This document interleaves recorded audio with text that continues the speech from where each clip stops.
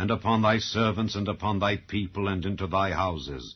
And the houses of the Egyptians shall be full of swarms of flies, and also the ground whereon they are.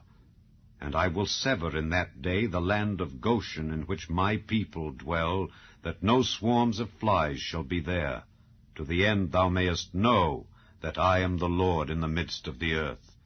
And I will put a division between my people and thy people. Tomorrow shall this sign be. And the Lord did so. And there came a grievous swarm of flies into the house of Pharaoh, and into his servants' houses, and into all the land of Egypt. The land was corrupted by reason of the swarm of flies. And Pharaoh called for Moses and for Aaron, and said, Go ye, sacrifice to your God in the land. And Moses said, It is not meet so to do, for we shall sacrifice the abomination of the Egyptians to the Lord our God. Lo, shall we sacrifice the abomination of the Egyptians before their eyes? And will they not stone us? We will go 3 days' journey into the wilderness, and sacrifice to the Lord our God, as he shall command us. And Pharaoh said, I will let you go, that ye may sacrifice to the Lord your God in the wilderness. Only ye shall not go very far away. Entreat for me. And Moses said, Behold, I go out from thee, and I will entreat the Lord that the swarms of flies may depart from Pharaoh, from his servants, and from his people tomorrow. But let not Pharaoh deal deceitfully any more in not letting the people go to sacrifice to the Lord. And Moses went out from Pharaoh, and entreated the Lord. And the Lord did according to the word of Moses, and he removed the swarms of flies from Pharaoh, from his servants, and from his people. There remained not one. And Pharaoh hardened his heart at this time also, neither would he let the people go.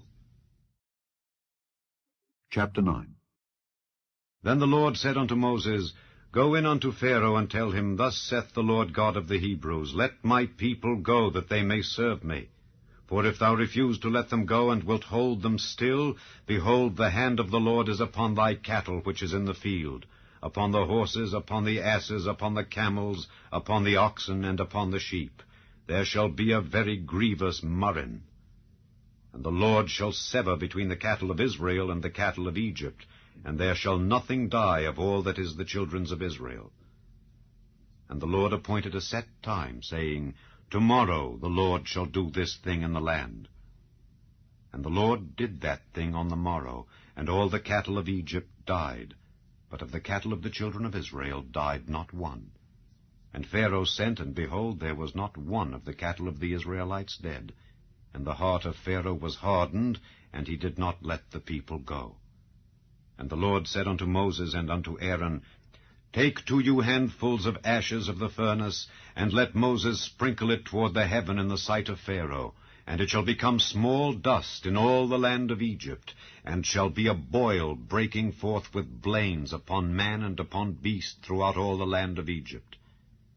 And they took ashes of the furnace, and stood before Pharaoh, and Moses sprinkled it up toward heaven, and it became a boil breaking forth with blains upon man and upon beast. And the magicians could not stand before Moses because of the boils, for the boil was upon the magicians and upon all the Egyptians. And the Lord hardened the heart of Pharaoh, and he hearkened not unto them, as the Lord had spoken unto Moses.